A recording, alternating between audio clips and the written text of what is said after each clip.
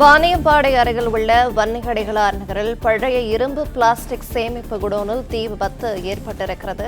கூடுதல் விவரங்களை செய்தியாளர் விஜயகுமார் வழங்க கேட்கலாம். விஜயகுமார், வணக்கம். விவரங்கள் என்ன, சொல்லலாம்? வணக்கம். திருப்பத்தூர் மாவட்டம் வாணியம்பாடி வன்னியடிகளார் நகர் பகுதியில் செயல்பட்டு வரக்கூடிய பழைய இரும்பு மற்றும் பிளாஸ்டிக் சேகரிப்பு வைத்திருக்கக்கூடிய குடோனில் இன்று திடீரென தீ விபத்து ஏற்பட்டது.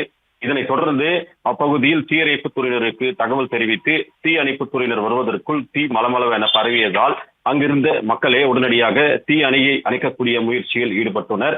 அக்கம் பக்கத்தில் இருக்கக்கூடிய வீடுகளுக்கு தீப்பிடிக்கும் அபாயம் சூழல் ஏற்பட்டதால் குடியிருப்பு வாசிகள் உடனடியாக தங்கள் வீடுகளில் வைத்திருந்த கேஸ் சிலிண்டர்களை பாதுகாப்பாக அப்புறப்படுத்தினர்.